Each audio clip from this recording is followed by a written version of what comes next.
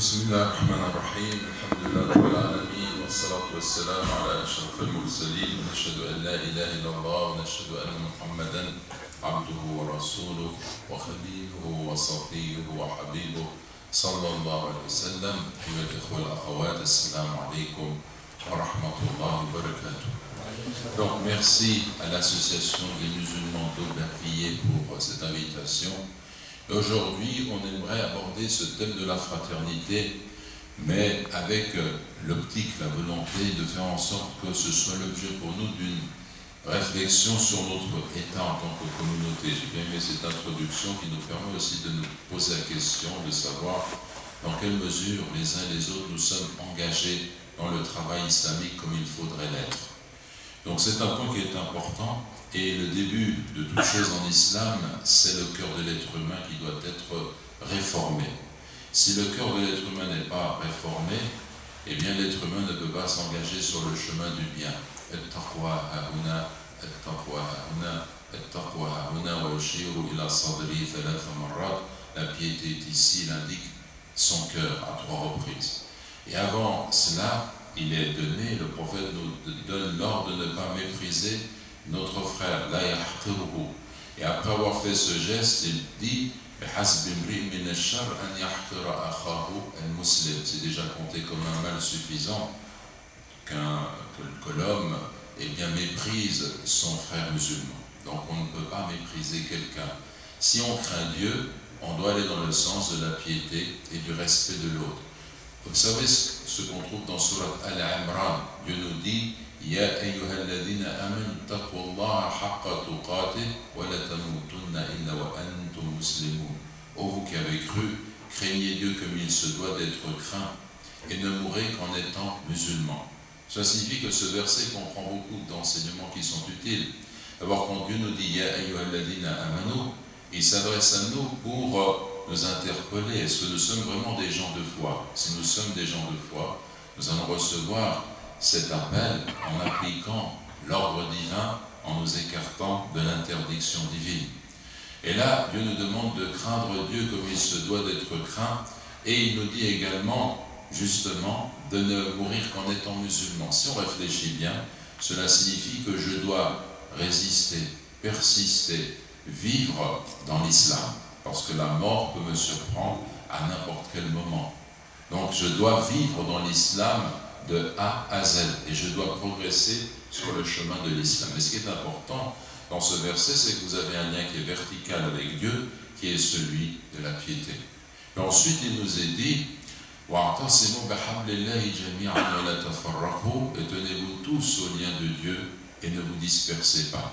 Donc là, il y a un ordre qui suit et qui lui concerne la dimension qui est horizontale entre nous, c'est-à-dire de nous tenir tous au lien de Dieu. Ce lien de Dieu, c'est l'islam, mais c'est aussi notre lien avec le Coran. C'est le Coran qui, entre nous, va nous permettre de tisser des liens. Et le prophète Mohammed sallallahu alayhi wa sallam a illustré ce propos par un hadith qui est intéressant, dans lequel il nous dit que Dieu vient en aide au serviteur autant que celui vient en aide à son frère.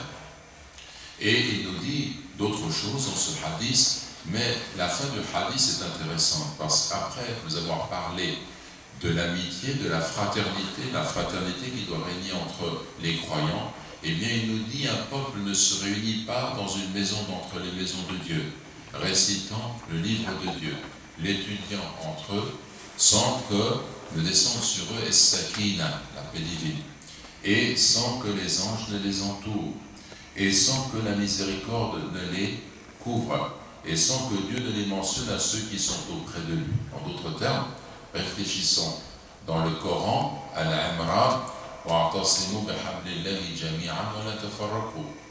ce habl, c'est le Coran. Après nous avoir parlé de fraternité, de l'importance de la fraternité, en quelque sorte, notre prophète nous donne un mode d'emploi. Comment est-ce qu'on peut se dire, mais comment est-ce qu'on peut réaliser cette fraternité, la raffermir entre nous? Tous ensemble, tenez-vous au lien de Dieu, c'est-à-dire tous ensemble nous tenir au Coran. Comment est-ce qu'on va se tenir au Coran? Il nous donne une illustration qui est parfaite. Il nous dit quand un peuple se réunit dans une maison d'entre les maisons de Dieu, qu'est-ce qu'ils font? Ils récitent le livre de Dieu. ils étudient le livre de Dieu, ils méditent sur le sens de ce qui est dit. Et si vous réfléchissez dans toute la vie du prophète Mohammed sallallahu alayhi wa sallam, du début à la fin, eh bien sa vie, elle était engagée dans ce cheminement-là. Et jamais il n'a laissé le Coran. Depuis le début de la révélation, le Coran est venu. Iqra bismi rabbika alladhi khalaq. Ensuite, il a transmis ça à ses compagnons. Et les musulmans se sont retrouvés, et chaque fois que la révélation était faite, eh bien, ils entendaient ensemble ce que le Coran disait, ils le comprenaient, ils l'étudiaient, ils le transmettaient aux autres. Les cercles qu'on constitue et qui nous permettent de nous former sont l'élément essentiel qui permet à cette communauté d'être unie. Si on abandonne cette perspective, parce que jamais elle n'a été abandonnée, ni dans la période mécoise, ni plus tard dans la période médinoise, ça a toujours été ainsi. Donc posez-vous la question, vous maintenant, par rapport à ce Coran, quelle est votre position et qu'est-ce qui permettrait à cette communauté de se réveiller, sinon le fait de percevoir la révélation divine, mais dans le sens de la méditation, de la compréhension, comme on le fait maintenant. Et on est en train d'analyser 2 versets. Et la richesse qu'il y a derrière ces versets. La piété, le lien avec Dieu, la purification du cœur, ne pas mépriser l'autre, corriger l'intérieur. Et puis, le mode d'emploi qui nous est donné à travers la sunna, ce sont quelques paroles qui nous viennent du messager de Dieu, mais elles comprennent le remède. Et nos autres musulmans, parce que nous manquons parfois en tant que communauté singulièrement d'intelligence, on se pose toutes sortes de questions, on va chercher des solutions, on met en œuvre des propositions, on a des projets, on a beaucoup de choses, et puis on laisse l'essentiel. C'est comme pour quelqu'un qui, par exemple, se trouve mal, qui psychologiquement est atteint, a des troubles, est stressé, se sent mal. Parfois, il vient nous voir, et puis il nous dit « je me sens mal, tout va mal, etc. » Et on va essayer peut-être de trouver les causes, beaucoup de choses, c'est bien, il faut faire ce geste. Mais la réalité, c'est que cette personne, par exemple, ne prie pas. Il suffirait de lui dire « prie, fais des ablutions, rends-toi le matin à la mosquée et reviens me voir dans un mois, on verra comment tu te portes. » Je vous assure qu'il y a des chouours qui font cela. Au bout d'un mois, la personne revient, et quand elle revient, masha'Allah, elle a retrouvé des forces, elle a retrouvé de l'énergie. Parce que le remède, il est là, à portée de main, mais il faut l'appliquer, il ne faut pas chercher ailleurs. L'islam nous donne tous les remèdes pour autant que quelqu'un agisse de la meilleure façon. Vous voyez que finalement, si on réfléchit, cette question de l'union entre nous, c'est une affaire de cœur. Comme d'ailleurs tout ce qui concerne l'essentiel de l'islam, c'est avant tout une affaire de cœur. On aimerait que nos cœurs se réveillent, parce que s'ils ne se réveillent pas dans le sens de cette fraternité active, on peut se donner des titres, des noms de la théorie, ça ne changera rien. De la même façon que si on ne commence pas par le cœur et l'âme, on ne peut pas corriger et orienter cette communauté sur le chemin de la réforme. L'imam Hassan al-Banna avait un exemple qui était intéressant pour ça. Il nous disait que si je veux faire changer un train de voie, le train avec tous ses wagons, la locomotive et tous les wagons, je veux faire en sorte qu'il se déplace sur une autre voie. Eh bien, si quelqu'un venait me dire, bon, il n'y a qu'une seule façon de faire, c'est de prendre la locomotive, on va tous la soulever, et puis on va la déplacer difficilement sur l'autre voie, on va faire ça avec tous les autres wagons. C'est une entreprise difficile et complètement inutile. À l'époque, il y avait l'aiguillage. Vous aviez une manette, vous faisiez la manette, et puis le train était dévié sur une autre voie. Et il disait, cet aiguillage, eh bien, c'est le nafs de l'être humain. C'est l'âme de l'être humain, c'est le cœur de l'être humain. Si le cœur est orienté, le reste va venir. Mais si le cœur n'est pas orienté dans le bon sens, n'a pas pris conscience de ses responsabilités, le reste ne peut pas venir. On est en train de porter des wagons et ça n'aboutit à rien. Alors qu'il faut revenir aux choses simples de l'islam qui nous disent, regarde dans ton cœur, oriente ton cœur dans le sens du respect du prochain, de l'amour, de la piété devant Dieu, la crainte devant Dieu et le respect du prochain. Et la fraternité, elle repose essentiellement sur la piété. Allah subhanahu wa ta'ala nous dit innamal mu'minuna ikhwatun fa aslihu bayna akhawaykum. Qu'est-ce qu'il ajoute? Wattaqullah la'allakum turhamun. Donc non seulement vous devez vous réconcilier avec autrui, mais vous devez, quand vous voyez dans la communauté quelque chose qui ne va pas, chercher à réconcilier vos frères et vos sœurs. Il y a trop de musulmans qui, lorsqu'ils voient des gens se disputer, se disent c'est leur affaire. Des musulmans qui se disputent, c'est leur affaire. Mais tu n'obéis pas à Dieu, tu ne crains pas Dieu.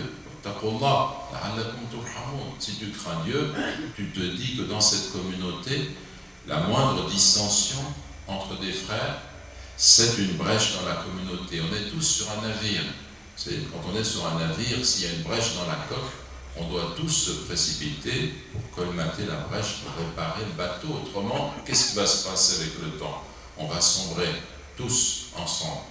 Et c'est ainsi dans la communauté. Donc il faut craindre Dieu. Il faut que nos cœurs se réveillent. Et il y a des façons de réveiller les cœurs. Qu'est-ce qui peut permettre au cœur de l'être humain de se réveiller dans le sens de la piété? Et la piété, c'est un sentiment qui naît de cette idée que j'ai de la proximité de Dieu. Allah me voit, il est proche. Dieu est proche, subhanahu wa ta'ala. Et cette proximité est telle qu'il est plus proche que je ne suis, proche de moi-même. Et là, il y a quelque chose que l'homme ne peut pas comprendre. Ça dépasse le temps, ça dépasse l'espace, c'est quelque chose que Dieu connaît. Mais cette proximité, les chouyours nous donnaient une image pour la comprendre. Quand vous avez un film qui vous est projeté sur un écran, vous voyez une scène, des images. Si je coupais la lumière qui projette les images à travers la bobine qui se déroule, qu'est-ce qui se passerait? Je ne vais pas dire que les personnages qui gesticulent sont morts. Je veux dire, ils ont disparu, ils n'existent plus.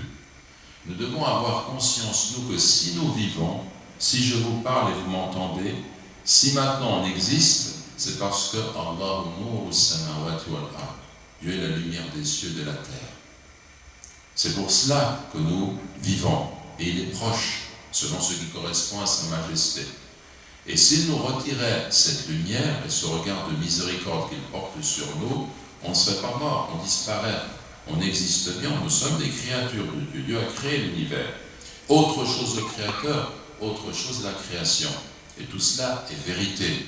Donc on ne va pas tomber dans des formes de pensée abstraites, philosophiques qui nous entraînent dans des erreurs. Mais on va comprendre qu'on dépend complètement et entièrement de la miséricorde d'Allah et qui est proche. Les ulama nous disent que quand quelqu'un comprend cela, eh bien ça va réveiller sa conscience. Il va se dire, il faut que je travaille, je vais œuvrer pour mon Créateur et je vais prendre conscience de cette proximité. Un autre élément qui peut réveiller un être humain, c'est la prise de conscience du temps. Vous savez que être sage, être adulte, c'est prendre conscience de la valeur du temps qui passe et que nous allons tous vers une fin. Un enfant, quelqu'un qui s'amuse, il ne voit rien au-delà de la réalité de ce monde matériel. Il vit pour vivre et il est dans ses jouets, dans son plaisir, dans le quotidien. Il oscille entre les choses de la vie. Il n'a pas conscience du fait que cette vie-là, c'est peu de choses. Qu'il y a au-delà de la vie, une autre vie. Au-delà du monde créé, le Créateur. Au-delà du temps de vie, l'éternité. Et c'est cela qui fonde la piété, c'est ça qui fait qu'un homme est pieux, c'est ça qui fait qu'un homme est homme et non pas un animal. C'est qu'il a conscience du fait que cette vie, c'est pas tout. L'animal, il vit dans ce monde et il goûte au plaisir, à la jouissance physique et il suit ses instincts. Et ça s'arrête là. Mais l'homme, lui, sait que ça ne s'arrête pas là. La vie a un sens qui est autrement plus important. Il va revenir à Dieu et il sera jugé. Et c'est pour cela que la piété et la foi sont liées aux choses qu'on ne voit pas, aux choses qui sont en dehors de ce monde physique. Première caractéristique. Ce livre, ce Coran, c'est un guide pour les pieux. Qui sont les pieux? Ceux qui croient dans le raïb. Qu'est-ce que le raïb? Ils le traduisent par mystère, par l'inconnu, mais mara baranka, ça veut dire ce qui t'est caché, ce qui est absent pour toi-même, ce que tu ne vois pas. Je ne vois pas Dieu avec les yeux de la tête.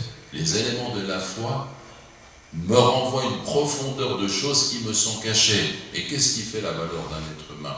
C'est qu'il a cette profondeur.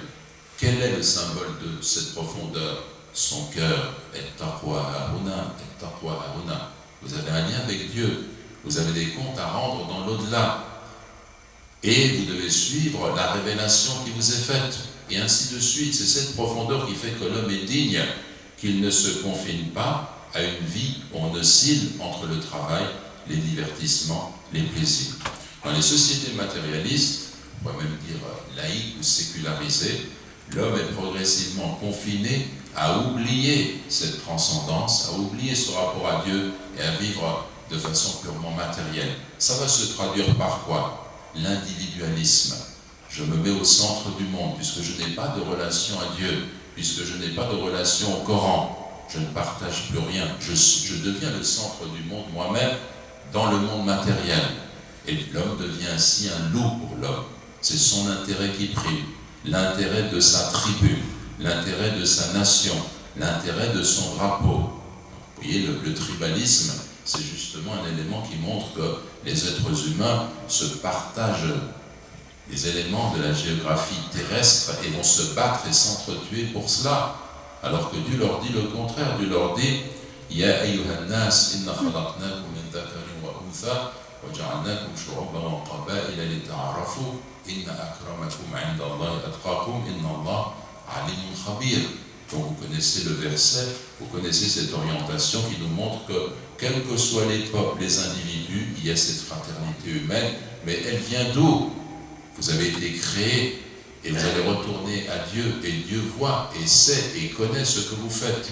Sans cette dimension, cette profondeur spirituelle, l'homme devient un animal, devient un loup. C'est ça la réalité qu'il faut comprendre. Donc si on veut revenir à cette fraternité, il faut approfondir notre foi, il faut approfondir notre piété, il faut réveiller nos cœurs, il faut avoir un lien qui est très fort avec notre Créateur. Je me souviens qu'un jour, quand j'avais l'âge de certains jeunes parmi vous, j'avais une discussion avec mon père, le docteur Saïd Ramadan, et lui c'était quelqu'un qui donnait des enseignements avec des paroles très très simples. Ensuite, avec le temps, avec les années, on se rend compte à quel point ces paroles étaient profondes et très utiles. Et il me disait, si tu sais que tu vas mourir dans une semaine, qu'est-ce que tu vas faire de cette semaine? Et en fait, on réfléchissait. Bien entendu, il me reste une semaine à vivre. On est dimanche aujourd'hui. Mettons que vous et moi, dans une semaine, à la même heure, il est bientôt 15 heures, on est mort. Qu'est-ce qu'on va faire de cette semaine si on sait, on a cette certitude qu'on va mourir? Alors on discutait. Bien entendu, la chose la plus importante, c'est de mettre des priorités. Le temps est devenu très court. Une des priorités, c'est de prier à l'heure. Et si je suis un homme, je me rendrai à la mosquée, je ne vais plus manquer une seule prière, surtout celle du matin ou celle du soir. Je vais lire le Coran, je vais lire le Coran très très souvent et faire en sorte de lire le plus possible. Pourquoi? Parce qu'autant je vais lire, autant je vais monter dans les degrés du paradis. On me dira, lis comme tu lisais dans ce monde, et ton dernier stade, c'est là où s'arrête ta lecture. Je vais méditer, pratiquer le dhikr. On est compte quand on dit Subhanallah wa bihamdi, Allah plante pour moi un arbre au paradis. Et cet arbre au paradis est meilleur que tout cet univers parce qu'il est éternel, parce que sa beauté, je ne peux pas la concevoir, parce que la saveur de son fruit, c'est quelque chose que je ne peux pas imaginer. Subhanallah, subhanallah, subhanallah. Je vais devenir quelqu'un qui est dans le dhikr. J'ai une semaine à vivre, donc je suis constamment, je me déplace, je ne perds pas de temps. J'ai l'adhkar de As-Sabah ou Al-Masa qu'on a nous et qu'on pratique, et donc ces adhkar, je ne les laisserai pas. Parce qu'il recouvre une baraka, une richesse. C'est la vraie richesse. La vraie richesse, elle n'est pas dans les biens terrestres. Parce que le temps, quand je prends conscience du temps, fait que ces biens terrestres sont effacés et s'en vont. Donc en réalité, l'homme est essentiellement pauvre. Même si vous voyez le plus grand des monarques ou le plus grand des hommes riches, sachez que c'est un homme qui est pauvre en réalité. Il est riche en apparence, mais le temps passe. Son bien, il va le perdre. Soit d'autres hériteront de lui, soit lui s'en ira, soit son bien disparaîtra, mais rien n'est pour durer. L'homme, par essence, est pauvre. Qui est-ce qui est celui qui est riche? C'est notre Créateur, subhanahu wa ta'ala. Donc la richesse, c'est pas d'accumuler des biens dans ce monde, alors que je vais tout laisser finalement. La vraie richesse, c'est d'avoir un lien avec l'éternel, avec Dieu, et de pratiquer le dhikr. Et l'arbre au paradis, il est éternel. C'est pour ça que notre prophète nous dit, sallallahu